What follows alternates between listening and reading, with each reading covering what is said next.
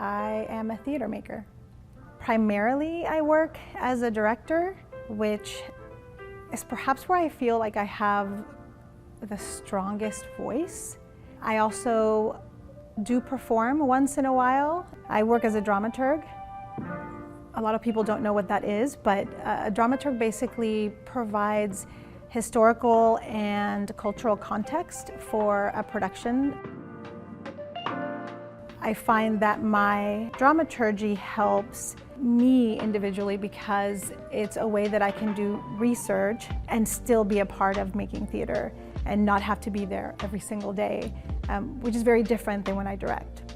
In that role, I have to very much be there all the time and be present and have the big ideas, and you still collaborate in all of those roles. I think that's the thing about theater, is that we tell stories, but we do so by collaborating in every way.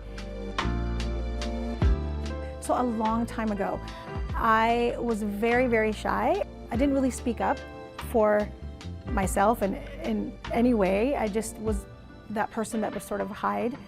And my mom thought it would be a good idea to put me in a theater class. She thought that that would sort of help me break out of my shell. And I caught that theater bug, I suppose, that you sort of catch, and I did it through high school. And I went into college thinking that I was done with theater, and I majored in psychology at first. And I switched immediately to my mother's horror, I think, at the time, because she thought that this is really great, like theater's a great tool for these kinds of things, but I don't want you to do that for a living.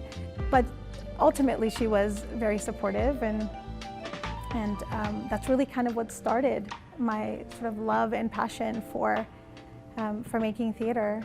As a Latina actor, I often got cast as the maid or the prostitute or things like that, and I decided that I wanted to change the narrative and I wanted to make the decisions.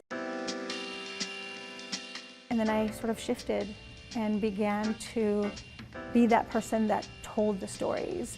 Not that you don't do that as an actor, but you certainly are able to make more decisions as a director. And that's what sort of shifted that. I guess that was the catalyst.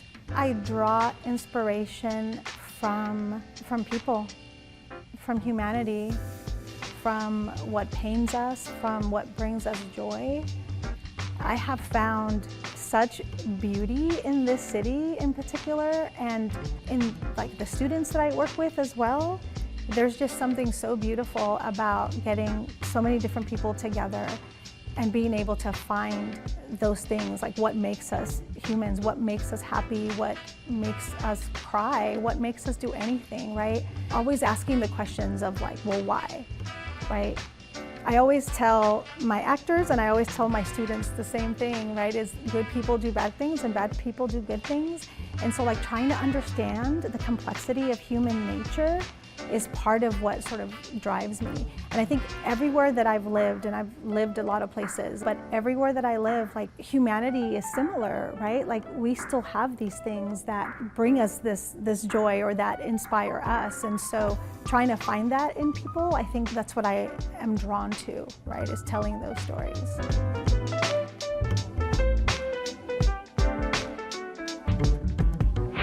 This is really fun. Like my job is so fun. I love my job. I love what I do.